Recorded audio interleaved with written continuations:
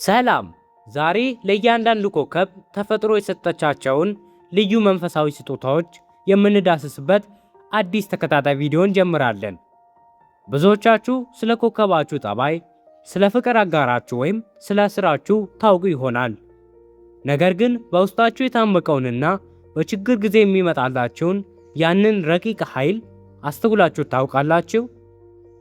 ዛሬ ከ12ቱ ኮከቦች የመጀመሪያው ስለሆነው ስለ ኤሪስ ወይም ሐመል እና በውስጡ ስለተደበቀው የመንፈሳዊ መሪነትና የፈዋሽነት ስጦታ በዝርዝር እንመለከታለን።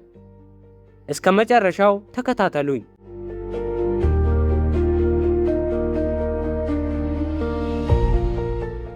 ኤሪስ የእሳት ኮከብ እንደመሆኑ መጠን በውስጡ የሚነድ የማይጠፋ የመለኮታዊ ኃይል ብልጭታ አለው። ይህ ኮከብ የፍጥረት መጀመሪያ እንደመሆኑ መንፈሳዊ ስጦታው መንገድ ጠራጊነት ነው።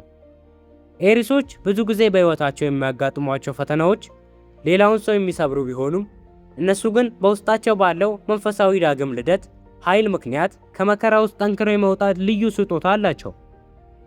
ይህ ኃይል እናንተን ብቻ ሳይሆን በአካባቢያችሁ ያሉ ሰዎችንም ጭምር የመፈወስና ተስፋ የመስጠት አቅም አለው። የእናንተ መንፈሳዊ ስጦታ የሚገለጠው በውስጣዊ ድፍረት በኩል ነው። ሌሎች ሰዎች ፈርተው ወደ ኋላ በሚሉበት ጊዜ የእናንተ ነፍስ ወደፊት እንድትገሰግሱ የሚገፋፋችሁ ድምፅ ይሰማዎታል። ይህ ድምፅ ዝም ብሎ ድፍረት ሳይሆን መለኮታዊ ጥበቃ እንዳላችሁ የሚነግራችሁ የመንፈስ ትርታ ነው። በተጨማሪም ኤሪሶች የመቀስቀስ ስጦታ አላችሁ። ሰዎች በሕይወት ተስፋ በቆረጡበትና በጨለማ ውስጥ ባሉበት ወቅት እናንተ በንግግራችሁ ወይም ዝም ብላችሁ ባጠገባቸው በመገኘታችሁ ብቻ በውስጣቸው አዲስ ብርሃን እንዲፈነጥቅ ታደርጋላችሁ። ይህ መንፈሳዊ ስጦታችሁ ይበልጥ ጎልቶ እንዲወጣና ለእናንተም ሆነ ለሌሎች እንዲጠቅም አእምሯችሁን ማረጋጋት መለማመድ አለባችሁ። ኤሪሶች አንዳንዴ በንዴትና በችኮላ ምክንያት ይህንን ረቂቅ ስጦታችሁን ልታፍኑት ትችላላችሁ። ነገር ግን በጸጥታ ጊዜ በተለይም በማለዳ ፀሐይ ስትወጣ ወደ ውስጣችሁ ከተመለከታችሁ መንፈሳችሁ የሚሰጣችሁን መልእክት በግልጽ መስማት ይጀምራላችሁ። ቀይ ቀለምንና የወርቅ ጌጣጌጦችን መጠቀም ይህንን የመሪነትና የፈዋሽነት ኃይላችሁን ይበልጥ ያነቃቃል። የኤሪስ ተወላጆች እናንተ ተራ ሰዎች አይደላችሁም።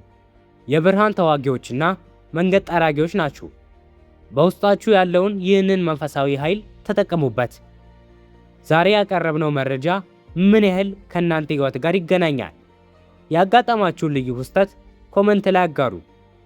በሚቀጥለው ቪዲዮ ስለ ሰውር ወይም ታውረስ ኮከብ ስለ ድብቅ መንፈሳዊ ስጦታቸው እናያለን።